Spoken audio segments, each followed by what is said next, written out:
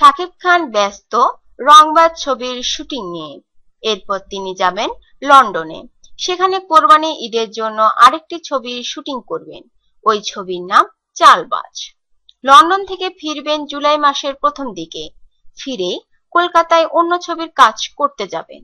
এদিকে channel I অনলাইনকে চিত্রনায়িকা অপু বিশ্বাস বলেন, শাকিব তো বুবলির সঙ্গে তার রংবাজ ছবি নিয়ে ব্যস্ত, ও তো সব জায়গায় ঈদের একটি ছবি নিয়ে কথা বলছে। শাকিব কিন্তু আমার আর ওর রাজনীতির ছবি নিয়ে কোনো কথাই বলছে না। অপুর কণ্ঠে অভিমানের সুর। আর এই অভিমান থেকে আরো বললেন, অনেকদিন পর আমার নতুন ছবি মুক্তি পাচ্ছে, তাও আবার ঈদের ছবি। শাকিব যদি তার কাজ নিয়েই ব্যস্ত থাকতে চায়, থাকুক। রাজনীতির ছবির সব ধরনের প্রচারণায় অংশ নেব আমি। ঈদে রাজনীতি জিতবেই।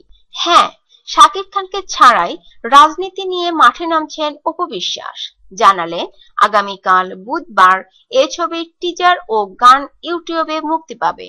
এ উপলক্ষে আয়োজিত অনুষ্ঠানে যোগ দিবেন তিনি। এরপর পর্যায়ক্রমে ফেসবুক লাইভে যাবেন, বিভিন্ন পত্রিকা, টিভি চ্যানেল আর FM রেডিওতে কথা বলবেন। অপু বিশ্বাসের তৎপরতা দেখে মনে হচ্ছে এবার ঈদে শাকিব খানের আরেক নায়িকা বুবলির সঙ্গে তিনি ভালোভাবেই মুখোমুখি হতে চাচ্ছেন।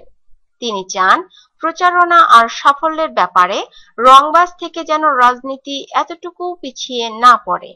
তার জন্য শতভাগ শ্রম দেওয়ার প্রস্তুতি নিচ্ছেন তিনি। পরিকল্পনাও সেভাবেই সাজানো হচ্ছে। তবে অপু বিশ্বাস আশা করছেন, শেষ দিকে হলেও রাজনীতির প্রচারণায় শাকিব খান নিশ্চয়ই তার পাশে এসে দাঁড়াবেন। এবার ঈদে প্রেক্ষাগৃহে মুক্তি পাবে শাকিব খান অভিনীত রাজনীতি ও রংবাজ ছবি দুটি। প্রথমটিতে তার সঙ্গে অভিনয় করেছেন অপু বিশ্বাস আর দ্বিতীয়টিতে বুবলি।